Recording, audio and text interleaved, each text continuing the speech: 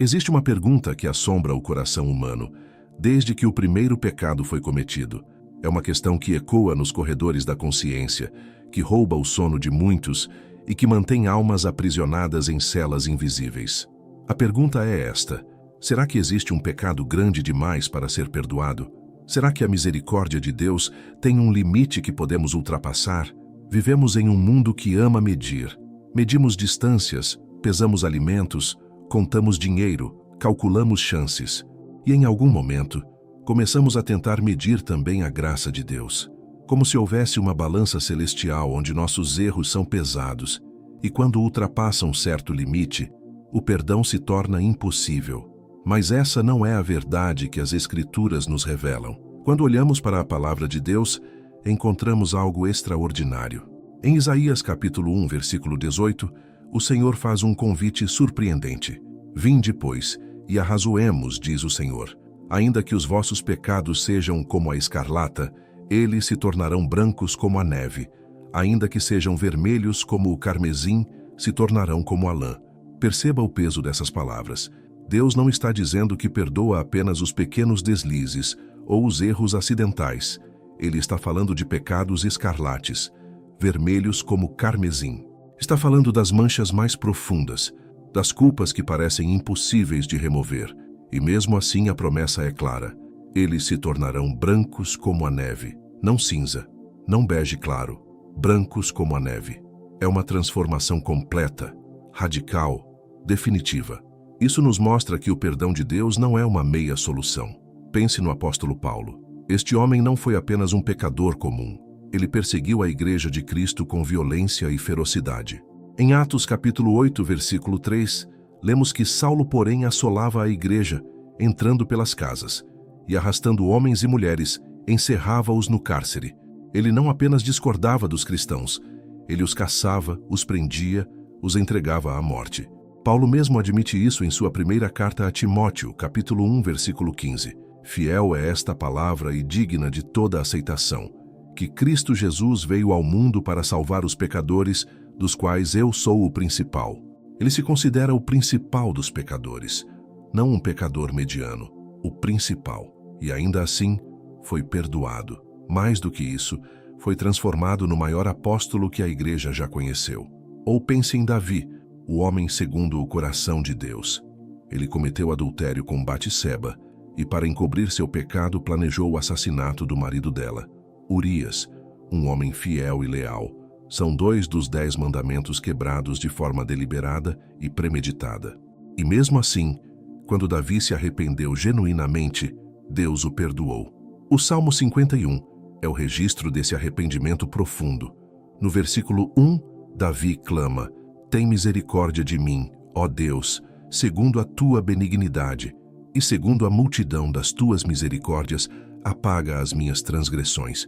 Ele não tenta minimizar o que fez, ele não busca desculpas, ele simplesmente reconhece sua culpa e confia na multidão das misericórdias de Deus, e encontra perdão.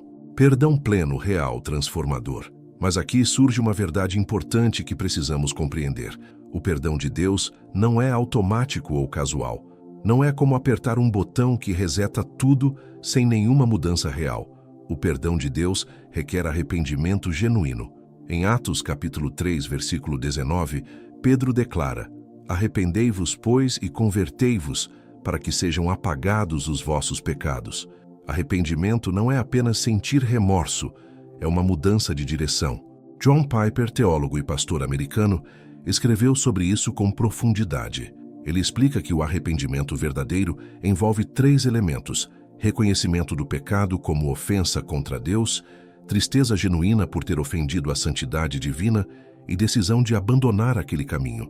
Não basta sentir-se mal, é preciso querer mudar. É preciso voltar-se para Deus com sinceridade e humildade. Augustus Nicodemos, pastor e teólogo brasileiro, nos lembra que o perdão de Deus é baseado exclusivamente na obra de Cristo na cruz. Não é nosso esforço que conquista o perdão. Não são nossas boas obras que pagam pelos pecados. É o sangue de Jesus que nos purifica de todo o pecado, como afirma 1 João capítulo 1, versículo 7. O perdão é um presente, uma graça imerecida. Então, voltamos à pergunta inicial: Deus realmente perdoa qualquer pecado? A resposta bíblica é sim, mas existe uma condição importante. Jesus mesmo falou sobre isso em Mateus capítulo 12, versículos 31 e 32. Todo pecado e blasfêmia serão perdoados aos homens, mas a blasfêmia contra o Espírito não será perdoada. O que é essa blasfêmia contra o Espírito Santo? Não é um pecado específico que você comete sem querer. É a rejeição contínua e definitiva da obra do Espírito Santo em apontar para Cristo. É endurecer o coração de tal forma que você se torna impermeável ao chamado de Deus. É dizer não tantas vezes que eventualmente você não consegue mais dizer sim.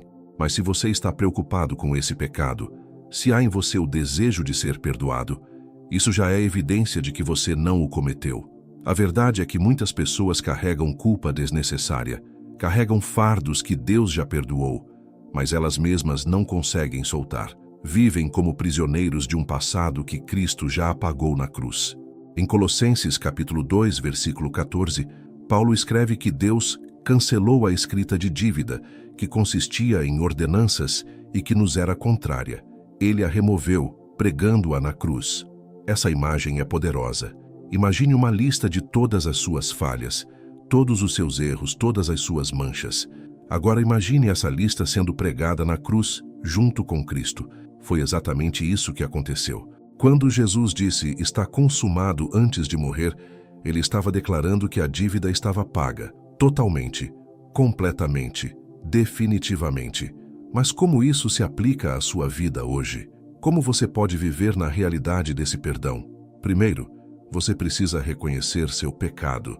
Não tente esconder, não tente minimizar. Traga tudo à luz. 1 João capítulo 1, versículo 9 promete: se confessarmos os nossos pecados, Ele é fiel e justo para nos perdoar os pecados e nos purificar de toda injustiça. Depois você precisa aceitar o perdão. Isso parece simples, mas para muitos é a parte mais difícil. Aceitar que você não precisa se punir eternamente. Aceitar que Deus não está mais mantendo registro daquilo.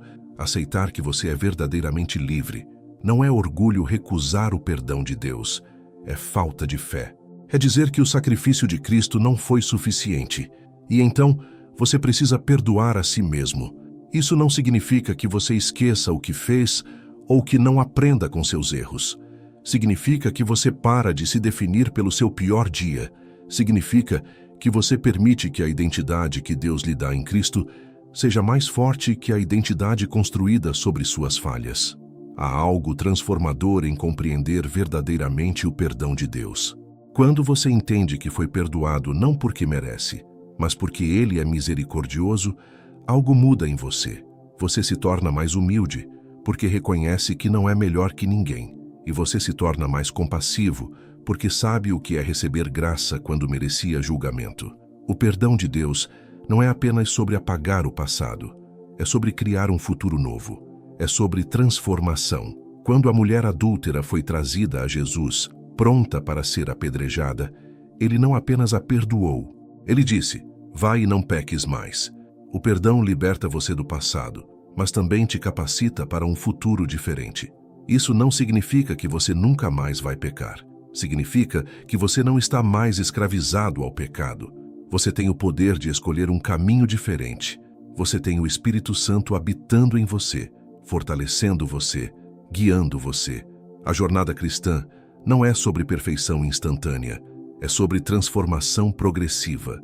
E aqui está uma verdade libertadora. O perdão de Deus não depende da gravidade do seu pecado, depende da grandeza da sua graça, e sua graça é infinitamente maior que qualquer pecado que você possa cometer. Romanos capítulo 5, versículo 20 diz: onde abundou o pecado, superabundou a graça. Superabundou. Não apenas igualou, superou, transbordou. Então, se você está lendo isso hoje carregando culpa, vergonha, ou questionando se Deus realmente pode perdoar o que você fez, ouça bem, Ele pode, Ele quer. E se você vier a Ele com o coração arrependido, Ele vai. Não porque você merece, mas porque é assim que Ele é. Santo, sim. Justo, sim. Mas também misericordioso, compassivo e cheio de amor. O convite de Jesus permanece aberto. Vinde a mim, todos os que estáis cansados e sobrecarregados, e eu vos aliviarei. Isso inclui você. Isso inclui seu passado. Isso inclui aquilo que você pensa ser imperdoável. Nada é grande demais para a graça de Deus. Absolutamente nada. E essa verdade deve mudar não apenas como você vê a Deus, mas como você vive cada dia. Viva como alguém que foi perdoado. Viva como alguém que foi liberto. Viva como alguém que foi amado além da medida. Porque é exatamente isso que você é. A cruz de Cristo é a prova definitiva de que não existe pecado grande demais para o perdão de Deus. Se Ele estava disposto a morrer por você, Ele está disposto a perdoar você. Querido amigo, querida amiga, se esta mensagem tocou seu coração de alguma forma, eu gostaria de orar por você. Por favor, deixe nos comentários seu nome e a cidade ou o estado de onde você está assistindo. Vamos orar por você, pela sua família, e se há algum parente próximo passando por dificuldades, mencione também para que possamos interceder juntos. E se este vídeo foi uma bênção para você, deixe seu like, inscreva-se no canal e ative o sino das notificações para receber o alerta sempre que postarmos conteúdo novo. Que a paz de Cristo esteja com você.